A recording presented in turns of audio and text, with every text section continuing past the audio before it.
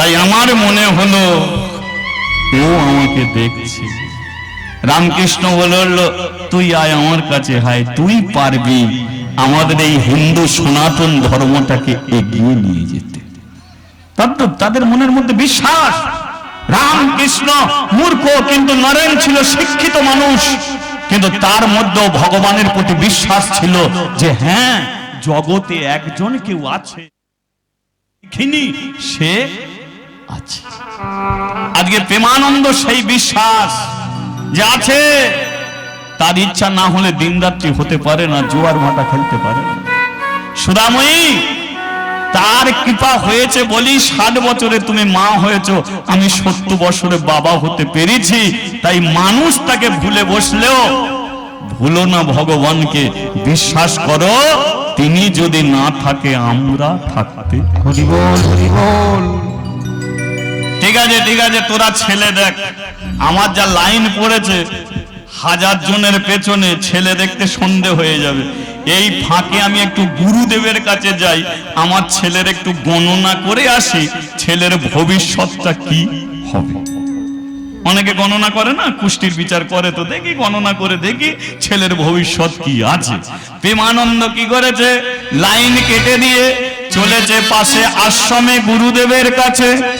সুস্বাগতম গুরুজি, শরণাগতম গুরুজি, সুস্বাগতম গুরুজি, শরণাগতম গুরুজি, সুস্বাগতম গুরুজি, শরণাগতম গুরুজি, সুস্বাগতম গুরুজি, শরণাগতম গুরুজি, সুস্বাগতম, সুস্বাগতম, সুস্বাগতম গুরুজি, সুস্বাগতম, সুস্বাগতম, সুস্বাগতম গুরুজি, আমার শরণাগতম গুরুজি, সুস্বাগতম গুরুজি, আমার শরণাগতম গুরুজি, সুস্বাগতম গুরুজি। হ্যাঁ, বলিয়ে যে যার গুরু মহারাজ কি। না কিছু বাকি রয়ে গেছে, যাদের দীক্ষা হয়েছে তবু জয় দেয় না, তাদের জন্য আরেকবার বলিয়ে যে যার গুরু মহারাজ কি। হ্যাঁ রে প্রেমানন্দ, এখানে আসার কারণটা কি? প্রেমানন্দ বলল, গুরুজি আমার একটা ছেলে হয়েছে। গুরুদেব বলে, ঠিক করে বল। বলে, হ্যাঁ আমার একটা ছেলে হয়েছে। বল, তোর ছেলে হয়েছে না তোর বইয়ের ছেলে হয়েছে, কোনটা ঠিক? কি বলুন, ছেলে কার হয়? অনেকে মিষ্টির হাঁড়ি নিয়ে যাচ্ছে, আমার একটা ছেলে হয়েছে, ওর হলো না, বইয়ের হলো। প্রেমানন্দ বলে, আমি বয়স্ক মানুষ, ওই আচ্ছা ঠিক আছে, ঠিক আছে, সকাল সকাল এলি কেন? আস্তে এলি কেন? একটু গণনা করে দেখুন না ছেলের ভবিষ্যৎ কি হবে। কখন হয়েছে? সকাল 7টায়। বলে, ছেলেটা কালো হবে। প্রেমানন্দ বলে, আমি কালো, ছেলে কালো। ছেলেটা লম্বা হবে, আমি লম্বা, ছেলে লম্বা। ছেলেটা কৃষ্ণ ভক্ত হবে। প্রেমানন্দ বলে, এটা খুব ভালো। তারপরেরটা, গুরুদেব কাঁদছে। প্রেমানন্দ বলে, ছেলে আমার, আপনি কাঁদছেন কেন? শোন প্রেমানন্দ, ছেলে তোর ভালো হবে, লম্বা হবে, কালো হবে, কৃষ্ণ ভক্ত হবে, কিন্তু যে সময়ে জন্মেছে, যে দিনে জন্মেছে, যে তিথিতে জন্মেছে, যে রাশিতে জন্মেছে, কোনোটাই ভালো নয়। আর ভালো নয় বলি আজ থেকে 15 দিনের মধ্যে হয় ছেলের বাবা মরে যাবে, তা নয় ছেলের মা মরে যাবে। এটা মন দিয়ে শুনবেন। গুরুদেব বলে দিল যে আজ থেকে 15 দিনের মধ্যে, তোদের কোনো দোষ নয়, কিন্তু ছেলে যে সময় জন্মেছে সেই ভুল সময়ে জন্মের কারণে আজ থেকে 15 দিনের মধ্যে হয় ছেলের বাবা মরবে, তা নয় ছেলের মা মরে যাবে। প্রেমানন্দ বলল, গুরুজি আপনি যদি বলেন 15 দিনের মধ্যে হয় ছেলের বাবা মরবে তা নয় মা মরবে, তাহলে এটাও আপনি বলে দিন কে মরবে, আমি মরবো না আমার বউ মরবে? 15 দিনের মধ্যে কে মরবে? গুরুদেব বলল, মৃত্যু যোগ আছে 15 দিনের মধ্যে তোদের দুজনের মধ্যে, কিন্তু কে মরবে বলতে পারবো না। প্রেমানন্দ, ছেলে দেখেছিস? বলে এখনো দেখা হয়নি। তাড়াতাড়ি বাড়ি যা, কারণ মৃত্যুটা যদি তোরই লেখা থাকে তাহলে তোরা ছেলে দেখা হবে। দেখুন কত আশা নিয়ে এসেছে ছেলের গণনা করতে। গুরুদেব বলে দিল এই কথা। প্রেমানন্দ আর বাড়ি যায়নি, আবার এসেছে ব্রাহ্মণ পাড়ায়, দাঁড়িয়েছে কদম গাছের নিচে, চিৎকার করে ডেকে উঠেছে, কৃষ্ণ রে,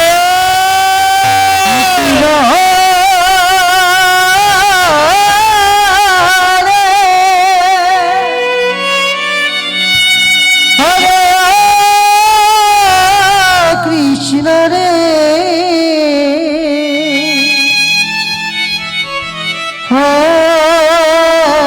কৃষ্ণ রে। কদম গাছে মাথা ঠুকে ঠুকে কপাল ফাটিয়ে রক্ত ঝরিয়ে দিয়েছে। কৃষ্ণর দিকে তাকিয়ে বলল, তুই আমাকে ছেলে দিয়েছিস, ঠিক করেছিস, কিন্তু এত বড় শাস্তি তুই আমাকে দিলি কেন? 15 দিনের মধ্যে হয় ছেলের বাবা মরবে তা নয় মা মরবে, বল এখন আমি কার মৃত্যু চাইবো? আমি আমার মৃত্যু চাইবো না, সুদাময়ীর আমি মৃত্যু চাইবো। বল আমি এখন কার মৃত্যু তোর কাছ থেকে আমি চাইবো?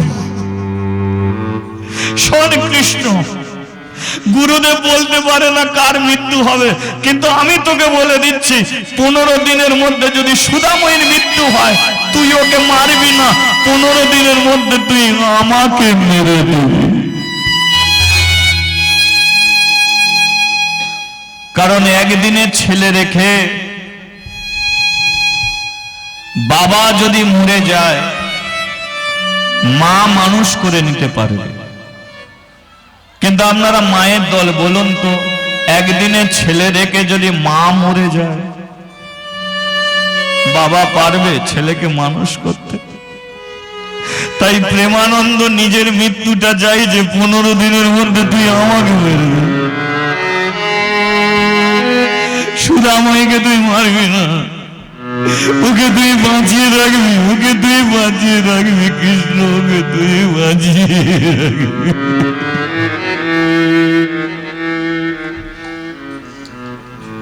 কাঁদতে কাঁদতে মানুষটা সন্ধ্যের সময় বাড়ি গেছে, ছেলে দেখে সবাই চলে গেছে। দরজার সম্মুখে দাইমা বসে আছে, ভেতরে সুদাময়ী। প্রেমানন্দ বলল, দাইমা ছেলে দেখেছিস? দেখেছি, কিন্তু তোর বউ তোর বড় খোঁজ করছে, যা ভেতরে যা। প্রেমানন্দ দরজা খুলে ভেতরে ঢুকেছে। সুদাময়ী বলল, কি গো, ছেলে দেখে সবাই চলে গেল, আর এই তুমি ছেলে দেখতে এলে? খালি ছেলে ছেলে ছেলে ছেলে বলে পাগল হয়েছিলে, 10খানা গ্রামের মানুষ খবর পেয়ে ছুটে চলে এলে, তুমি কি জুতো দোকানে খবর কেউ দেয়নি? দিয়েছিল সুদাময়ী, দিয়েছিল, কিন্তু আমি 1000 জনের পেছনে দাঁড়িয়েছিলাম। না না, ছেলেটাকে না। প্রেমানন্দর কোলে তুলে দিয়েছে। শোনো সুধা, আমি কটা দিন বাঁচবো জানি না, এটাই হলো পৃথিবীতে সত্য। প্রতিটা মানুষকে মৃত্যু হবে, কিন্তু মৃত্যু কোন দিন কার হবে এটা সে জানে না। আমি হসপিটালে বেডে মরবো কি বিছানায় মরবো কি রাস্তাঘাটে মরবো জানি না, কিন্তু মরবো সুধা, তাই আমিও মরবো। আমার মৃত্যুটা কোন দিন হবে, কবে হবে, জুতো দোকানে হবে কি ঘরে হবে, ছেলে কোলে করে নিয়ে হবে, এটা আমি জানি না, কিন্তু ওটা আমার হবে। এক তো বয়স আমার 70 বছর, তোমার কোলে আমি ছেলে দিয়েছি, আমি যদি আর বেঁচে না থাকি তোমার ছেলের আমি একটা নাম রেখে যাব। দুঃখের সংসারে জন্ম, তাই হলো দুঃখী। এবার কৃষ্ণ ভক্ত হবে, তাই হলো কৃষ্ণ। মুচির ছেলে এ হলো দাস, তোমার ছেলের নাম হলো দুঃখী কৃষ্ণ দাস। সুধা দাও, তোমার হাতটা দাও। সুধাময়ীর হাতটা নিয়ে একদিনে ছেলেটার মাথার উপরে রেখেছে, রেখে বলল, সুধা, পৃথিবীর কোন মা ছেলের মাথায় হাত দিয়ে মিথ্যে কথা বলতে পারে না। তাই আমার একদিনের ছেলে, তুমি আমার ছেলের মাথায় হাত দিয়ে তুমি একটা সত্যি অঙ্গীকার করো। বলো, আমি যেটা বলবো তুমি সেটা করবে? করব। তাহলে তবে শোনো, আমি যদি মরে যাই, তোমার ছেলেটা যখন 5 বছর হবে, তোমার ছেলেকে কিন্তু তোমার ঘরে আর রাখবে না, ওকে ব্রাহ্মণ পাড়ার কৃষ্ণ মন্দিরে গিয়ে তুমি দান করে আসবে। মা হয়ে ছেলেকে দান করবে কি করে? তুমি করবে। কারণ আমি যখন ব্রাহ্মণ পাড়ায় গিয়েছিলাম, ওরা কেউ আমাকে মন্দিরে উঠতে দেয়নি। তাই কদম গাছের নিচে দাঁড়িয়ে আমি মানত করেছিলাম, যদি ভগবান আমাকে সন্তান দেয়, তাহলে সেই ছেলেকে আমি তার পায়ে দিয়ে আসবো। শুধু আমি যদি বেঁচে থাকি, তাহলে দুজনে মিলে দুটো হাত ধরে আমাদের দুঃখীকে দিয়ে আসবো। আর যদি মরে যাই, তাহলে তুমি একাই কিন্তু তোমার ছেলেকে ব্রাহ্মণ পাড়ার কৃষ্ণ মন্দিরে ভগবানের পায়ে তুমি দান করে আসবে। কথা দিলাম স্বামী, এর যখন 5 বছর বয়স হবে, তখন আমি ব্রাহ্মণ পাড়ার কৃষ্ণ মন্দিরে আমি গিয়ে দান করে আসব। কিন্তু তুমি মরার কথা বলছো কেন? যে ভগবান তোমাকে 70 বছর বয়সে বাবা বানিয়েছে, তুমি বাঁচবে, তুমি বাবা ডাক শুনবে, এটা আমার বিশ্বাস। ভগবান তোমাকে কেড়ে দিতে পারে না। এখন তুমি ছেলে কোলে করে নিয়ে বসো, আমি একটু ঘুমিয়ে যাই। প্রেমানন্দর কোলে ছেলে রয়ে গেল, সুধাময়ী ঘুমিয়ে বলল। ওই রাত্রির ঘটনা, ভোরের বেলা ছেলেটা ওয়া করে কেঁদে উঠেছে, সুধাময়ীর ঘুম ভেঙে গেছে। আর সুধাময়ী প্রেমানন্দর কোল থেকে ছেলেটাকে নিতে গিয়ে প্রেমানন্দ শরীরে হাতটা ঠেকে গেছে। আর যেই ঠেকে গেছে, বুঝতে পেরে গেছে যে সুধাময়ী যেটা হবার সেটা হয়ে ডেকে উঠেছে, দাই মারে।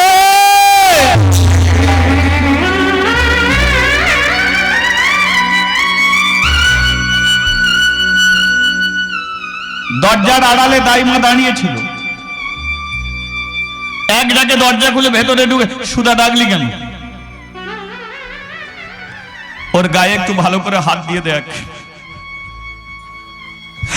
মন বলছে মানুষটা আর বেঁচে নেই, আমার ছেলেটাকে একটু ধরবি কেন? ওকে একটু জড়িয়ে ধরে কাঁদো।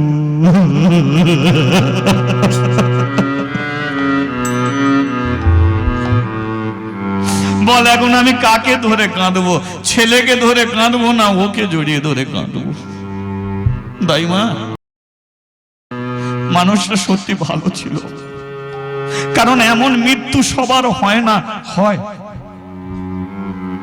প্রতিটা মানুষকে মৃত্যু হবে, কিন্তু মৃত্যুটা একটা শান্তির মৃত্যু আছে। বলুন, কেউ যদি পুড়ে মরে, সেটা শান্তির মৃত্যু না প্রচন্ড কষ্টের মৃত্যু? কেউ যদি গলায় দড়ি দিয়ে মরে, বলো সেটা শান্তির মৃত্যু না প্রচন্ড কষ্টের মৃত্যু? কিন্তু কেউ যদি এই হরিবাসরে হরিনাম শুনতে শুনতে মরে যায়, বলুন সে মৃত্যুটা কিসের মৃত্যু হবে? শান্তির মৃত্যু না। কেউ যদি তুলসী তলায় জল দিতে দিতে মরে যায়, কেউ যদি ঠাকুর ঘরে সন্ধ্যা প্রদীপ দিতে দিতে মরে যায়, আমি ভগবানের কাছে প্রতি আসরে প্রার্থনা করি, মা প্রতি আসরে আমি ভগবানের কাছে প্রার্থনা করি যে ঠাকুর তোমার গুণগান আমি এত কীর্তন করি, কোন হরিবাসরে তুমি আমার মৃত্যু দিয়ে দাও। আমি রোগের জ্বালায় মরতে চাই না, কষ্ট করে মরতে চাই না, তোমার নাম করতে করতে আমি যেন চলে যাই। জানি না এ কপালে সে মৃত্যু আছে কিনা। কর্মই হলো জীবনের সবচেয়ে বড় ধর্ম। আমি যদি ভালো কর্ম করে থাকি, ভগবান আমার ডাক শুনতে পাবে, তাহলে কোন হরিবাসরে আমার মৃত্যু দেবে। আর কর্মে যদি ভুল থাকে, তাহলে হয়তো পিঠে ঘা হয়ে যাবে, বাড়ির ছেলেরা ব্রাহ্মণ ডেকে প্রাচিত্য করবে, তবু মরণ হবে। এমন শান্তির মৃত্যু প্রেমানন্দ পেয়ে গেল 70 বছর বয়সে। ছেলে কোলে করে নিয়ে প্রেমানন্দ মরে গেল। কিন্তু কষ্ট টাকার, ব্যথা টাকার, দুঃখ টাকার, যে চলে যায় তার শান্তি, কিন্তু যে রয়ে যায় জীবনে তো তারই কষ্ট হয়, তারই।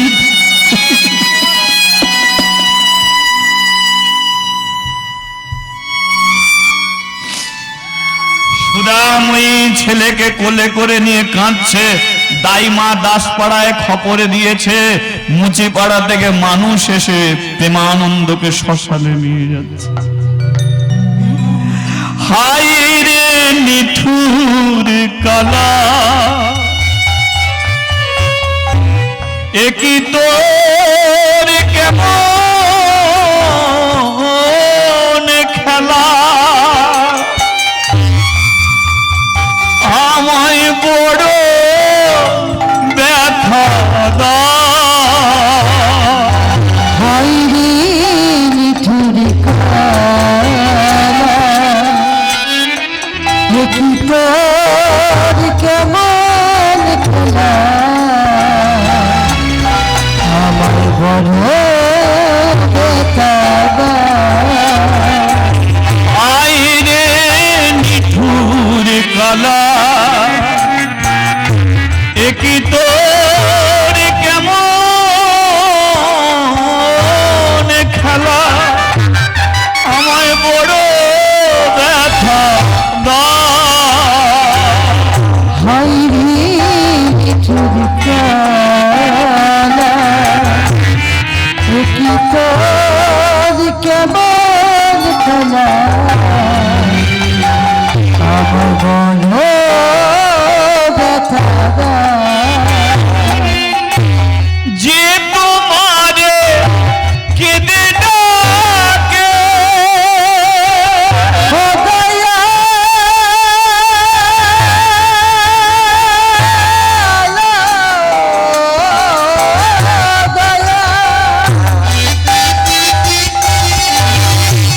যে তোমারে কেঁদে ডাকে, ও দয়াল দয়াল, আরো বেশি কাঁদা তাকে। হরিজি তোমারি কেঁদে ডাকি, ও দয়াল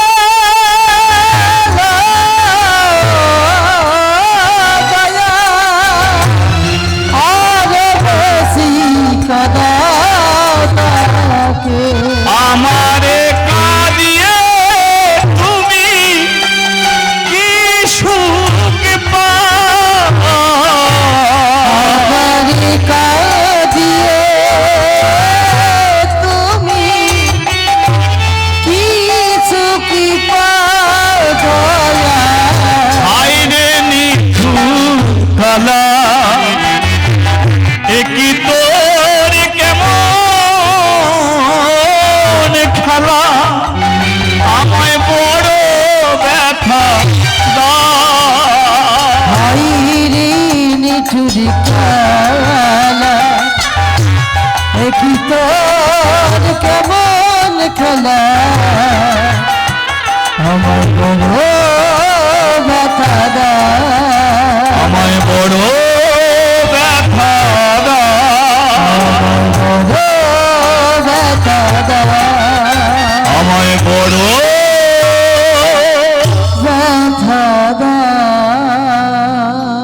অভাব, অভাব দেখবেন আজকাল ছেলেদের বোঝে না অভাব কাকে বলে। কিন্তু অভাব ছিল, যারা বয়স্ক মানুষ বসে আছে বলুন ৭৮ সালের যখন বন্যা হয়েছিল তখন মানুষের কি অভাব, ৭৬-এর মন্বন্তর যখন ঘটেছিল তখন মানুষের কি অভাব। একজনের বাড়িতে ভাত হয়েছে, অন্যজন বাটি নিয়ে দাঁড়িয়েছে ভাত খাবার জন্য নয়, ভাতের ফ্যান খাবার জন্য। নোটে শাকের গোড়া চিবিয়ে চিবিয়ে মানুষের দিন কেটেছে। এখন তো রাস্তাঘাট অনেক উন্নত, তখন মানুষ দমকলে যেতে গেলে 10 কিলোমিটার কাদা ঘেটে ঘেটে যেতে হতো। তাকে বলে অভাব। আজকাল দিনের ছেলেরা বুঝবে অভাব? আজকাল দিনের ছেলেদের খুব লক্ষ্য করে দেখবেন, মা ছেলেকে ভাত খাওয়াবে, বাবা তোকে কোলে নিচ্ছি ভাত খা, খাবো না।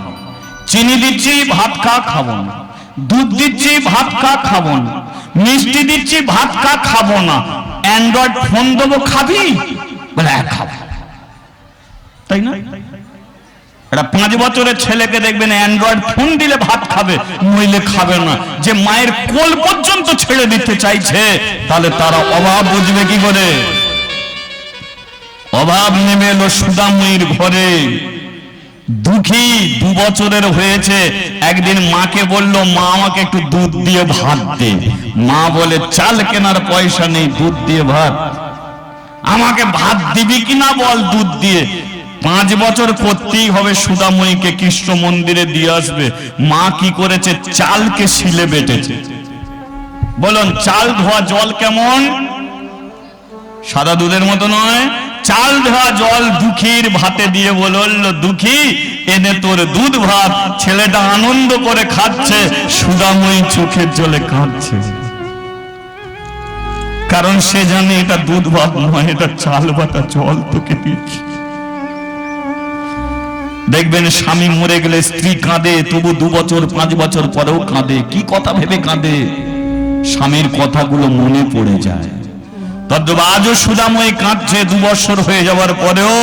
যোগো, তুমি যদি বেঁচে থাকতে অন্তত জুতো সেলাই করে হলেও 1 বাটি দুধ জোগাড় করতে পারতে।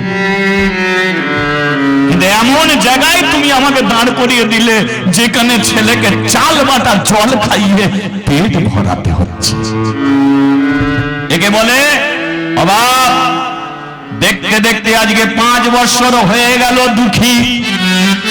ওই 5 বছরের দুঃখী কি করে? রাধে কৃষ্ণ গোবিন্দ গোপাল রাধা রাম হরি। একবার হাত তুলে কৃষ্ণ গোবিন্দ গোপাল রাধা রমণ হরি হরি হরি কৃষ্ণ গোবিন্দ গোপাল রাধা রাম হরি হরি হরি কৃষ্ণ গোবিন্দ গোপাল রাধা রমণ হরি হরি হরি গিরিধারিব গোবর্ধন ধারিব ধরিব গোবর্ধন ধরিব গিরি ধারিব গোবর্ধন ধারিব ধরিব গোবর্ধন ধরিব রাধা রমণ হরি কৃষ্ণ কৃষ্ণ আর গিরি ধরিব গোবর্ধন ধরিব গিরি ধরিব গোবর্ধন ধরিব রাধা রমণ হরি কৃষ্ণ কৃষ্ণ বল। তাহলে দুঃখী 5 বছর বয়সে কার সঙ্গে কানেকশন জুড়ছে? তালি দিয়ে কার সঙ্গে জুড়ছে? ভগবানের সঙ্গে। আমরা অনেক কানেকশন ছেড়ে গেছে, তাই দুঃখীর সঙ্গে আমরাও একবার জুড়ে নেবো। তাহলে তাহলে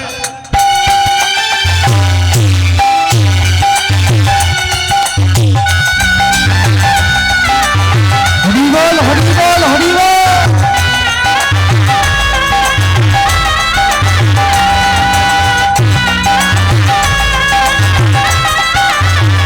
হরিবল হরিবল।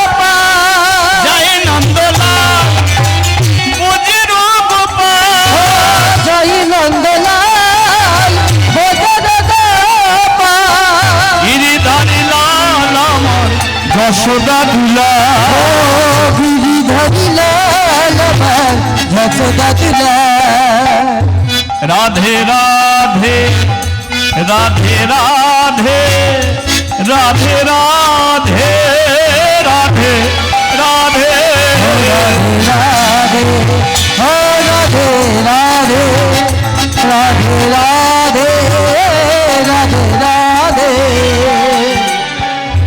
সুদাময়ী মনে মনে ভাবে হরি বল হরি বল হরি বল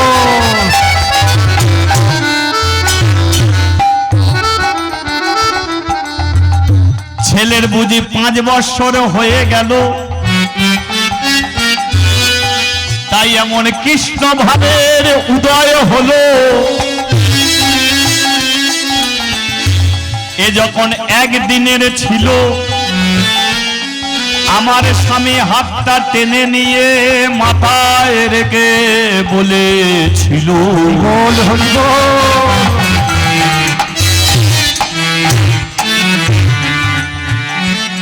এ যখন 5 বৎসরের হয়ে যাবে, তখন একে ব্রাহ্মণ পাড়ার কৃষ্ণ মন্দিরে দান করতে বলেছিল না বিক্রি করতে বলেছিল? বিক্রি করতে। কেন ভুলভাল বলছিস কেন? কি বলেছিল? বিক্রি নয় তো, দান করতে বলেছিল। আচ্ছা, তাহলে আর বুঝি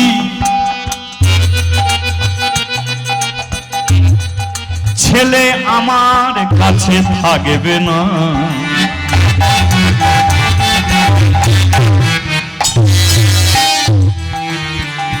একে নিয়ে যাব কৃষ্ণ মন্দিরে, দিয়ে দেব ভগবানের রাঙা চরণে।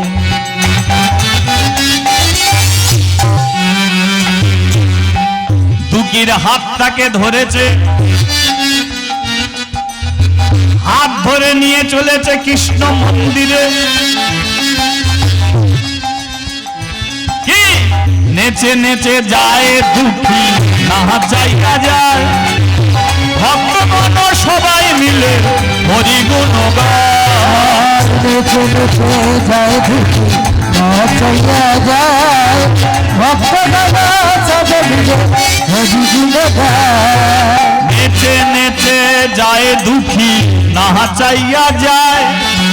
ভক্তগণ সবাই মিলে হরি গুণ গায়। নেচে নেচে যায় দুঃখী না চাইয়া যায়, ভক্তগণ সবাই মিলে হরি গুণ গায়। ভোজের গোপালা নন্দ দুলালা, ভোজের গোপালায় আমার নন্দ দুলা।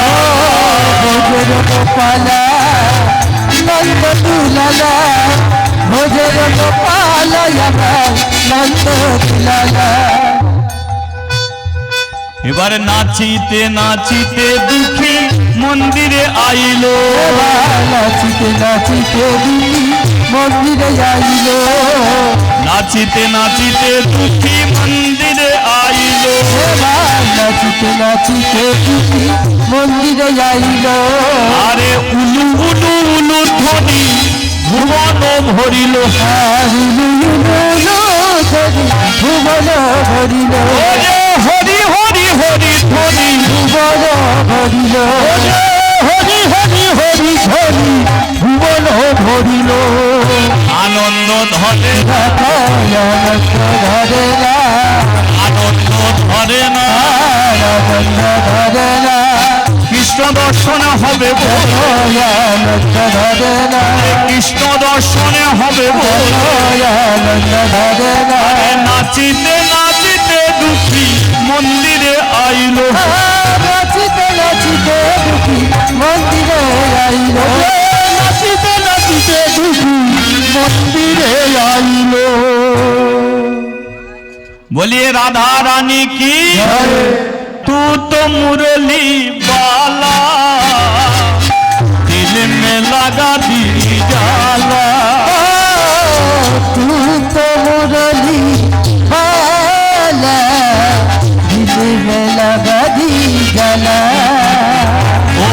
শ্যামারে মুরলি বালা রে, ও শ্যামারে মুরলি বালা রে, ও শ্যামারে মুরলি বালা রে, ও শ্যামারে মুরলি বালা রে। आन मिला वृंदावन में, बस गई तुम्हारी चरण में। आन मिला वृंदावन में, बस गई तुम्हारी चरण में। हाँ बोलिए राधा रानी की, श्याम सुंदर की। और एक बार बोला जाए की, बोलिए भगवान श्री कृष्ण की। লক্ষ্য করুন, ভরা দুপুর বেলা সুদাময়ী তার দুঃখীকে নিয়ে এসেছে কৃষ্ণ মন্দিরে। খুব মন দিয়ে শুনবেন। পূজারী ব্রাহ্মণ ভগবানকে ভোগ নিবেদন করে দরজা বন্ধ করে বসে আছে। তারপরে তিনটে তালি দিয়ে প্রসাদ বের করে ভক্তদের হাতে হাতে প্রসাদ বিতরণ করছে। সুদাময়ী বলল, দুঃখী তোর কপালটা খুব ভালো, আমি তোকে ডাল ভাত খাইয়েছি, নুন ভাত খাইয়েছি, কোনোদিন ভগবানের প্রসাদ তোকে খাওয়াই।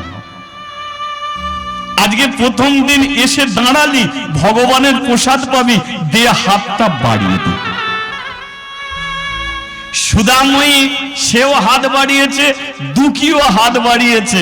দুঃখী বলছে, মা তোর হাতটা বড়, আমার হাতটা ছোট, তোর হাতেও দেবে আমার হাতেও দেবে, কিন্তু আমার তো ছোট হাতে একটুখানি পড়বে, আমি ওইটা খেয়ে নেব, তারপরে তোর হাত থেকে আমি আবার খাবো। মা বলে, শোন দুঃখী, মা যে হয় সেই জানে, নিজে কোনোদিন খায় না, ছেলেকে খেতে দিই খায়। নে বাড়িতে একটা হাত, মা দুঃখীর হাত ধরেছে, একটা হাত বাড়িয়েছে, আর দুঃখী একটা হাত মায়ের আঁচল ধরেছে, একটা হাত বাড়িয়েছে মায়ের আঁচল। যে মায়েরা কাপড় পরে আছে, এর আঁচল আছে তো। আজকাল দিনে অনেক মেয়েরা শাড়ি পরতে চায় না, এদিকে নয় আমাদের ওদিকে।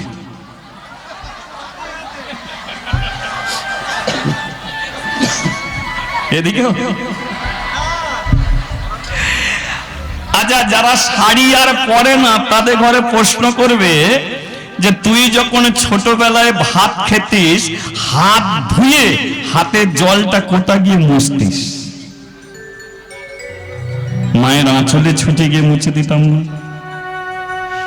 যখন খেলাধুলা করে যখন ছুটে আসতাম, চোখে মুখে যখন ঘাম দিত, ছুটে গিয়ে গামছা না পেয়ে মায়ের আঁচলে মুখ মুছতাম না?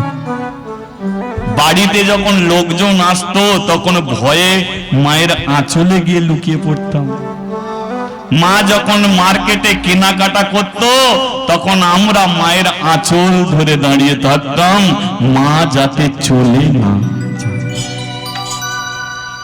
আজকে বলো তো, সেই আঁচল তো ছাড়লে হবে না মা। মেয়েদের শাড়িতে যত সুন্দর দেখাবে, অন্যান্য সাজ পোশাক পরুক না কেন, অত সুন্দর দেখাতে পারে না। পুরুষ মানুষদের যে যাই পড়ছে পড়ুক, কিন্তু এই যে ধুতির তো একটা আলাদা মর্যাদা আছে, নেই? ধুতির আলাদা মর্যাদা। অপরাধ নেবেন না, বলুন তো, ধুতির সম্মান কি আমাদের ভারতবর্ষের প্রধানমন্ত্রী রাখেনি? তিনি এক রাত্রিতে নোটবন্দি করে দিয়েছিল, তারপরে নতুন টাকা ছাপানো হয়েছিল। কিন্তু বলতো, আগেও যে টাকায় যে মানুষটার ছবি দেখা যেত, নতুন টাকাতে সেই মানুষটাই বসেনি। যে কোনোদিন প্যান্ট শার্ট বুট পরেনি, সামান্য ধুতি আর হাতে লাঠি নিয়ে ঘুরে বেরিয়েছে, যিনি হলেন মহাত্মা গান্ধীজি। তাই ধুতি পরতে পারি না পারি কোনো দুঃখ নেই, কিন্তু ধুতিকে অপমান করে কোনো লাভ নেই। বলিয়ে রাধা মাধবে কি। আজকে দুঃখী আঁচল ধরে দাঁড়িয়ে আছে, কি চমৎকার লীলা দেখুন। পূজারী ব্রাহ্মণ প্রসাদ দিতে দিতে দিতে দিতে যেই সুদাময়ীর হাতে দিতে গেছে, বলল এই তোকে তো এই ব্রাহ্মণ পাড়ায় কোনোদিন দেখিনি, কোথা থেকে আসছিস? আমি দাসপাড়া থেকে আসছি। কি নাম তোর? সুদাময়ী। পুরো নামটা বল। সুদাময়ী। আরে সুদাময়ীর পরে কি বসাস? দাস। তাহলে তুই মুচির মেয়ে? লোকে তাই বলে। বলুন, শুধু মানুষের টাইটেল গুলো বাদ দিয়ে দিন, দিলে দেখবেন একটাই মানুষ হয়ে যাবে, কোনো জাত থাকবে কি? কে দেখবেন দাস, কে মন্ডল, কে হাঁড়ি, কে কেওড়, কে নস্কর, কে হালদার, এগুলো তো শুধু পেছনের টাইটেল। এরই জন্যই তো আমরা বলে থাকি ও ছোট জাত, এ বড় জাত। কিন্তু ওগুলোকে বাদ দিলে সবাই আমরা এক জাত। যেই বলেছে সুদাময়ী দাস, বলে তাহলে তুই মুচির মেয়ে? বলে লোকে তাই বলে। হাত পেতেছিস কেন? প্রসাদ পাবো বলে। বলে এই শোন, এটা ব্রাহ্মণ পাড়ার কৃষ্ণ মন্দির, এখানে যেমন ছোট জাতের মানুষ আসতে নেই, ছোট জাতের মানুষকে প্রসাদও দিতে নেই। একে প্রসাদও দিতে নেই। আসতে এদিকে তাকা। প্রসাদও দিতে নেই। সুদাময়ী বলল আমাকে দিতে হবে না, আমার ছেলেটাকে দাও। কি? পূজারী ব্রাহ্মণ বলল তুই যদি মুচির মেয়ে হোস তাহলে তোর ছেলেটা কে হবে? তাহলে কেউ তো দেয়া যাবে না। দুজনকে বাদ দিয়ে সবাইকে প্রসাদ দিয়ে মন্দিরে উঠে যাচ্ছে। সুদাময়ী ডেকে উঠল, ঠাকুর মশাই আমি প্রসাদ পাবো বলে আসিনি। বলে তাহলে এলি কেন? আমি ওই মন্দিরে দান করতে এসেছি। অপরাধ নেবেন না।